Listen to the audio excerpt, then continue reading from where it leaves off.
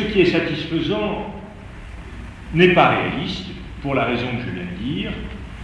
Vous arrivez avec de bonnes idées, l'harmonisation fiscale, ou une Europe de la défense, et aussitôt, le cœur des vierges effarouchées se lève en disant non, non, ce n'est pas possible, on ne peut pas avancer sur ce terrain-là.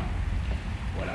Donc, un divorce qui est profondément ressenti par nos concitoyens.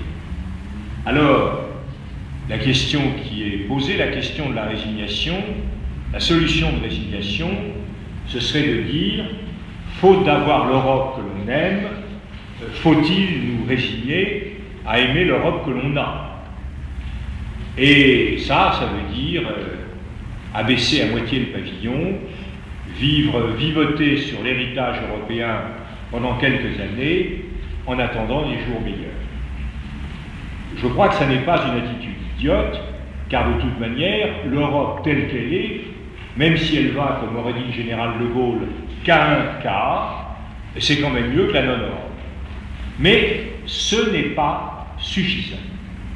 Et la véritable mission qui est confiée à des militants européens, à des membres de partis politiques qui ont toujours milité pour le renforcement de l'Union européenne, c'est de dessiner les voies très difficiles, très incertaines, très tortueuses encore, de la réconciliation entre ce que nous voulons et ce que nous pouvons.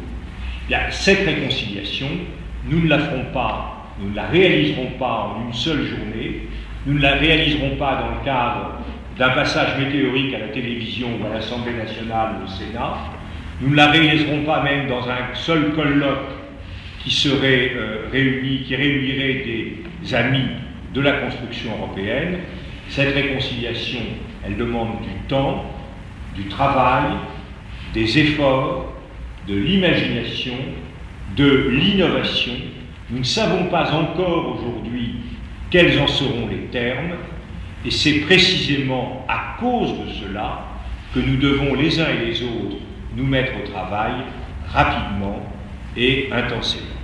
Voilà l'esprit de ce qui nous est proposé, si j'ai bien compris la proposition qui nous est faite par Brigitte, et voilà en tout cas le sens de ma démarche d'association en tant que militant européen indépendant et électron parfaitement libre. Je vous remercie.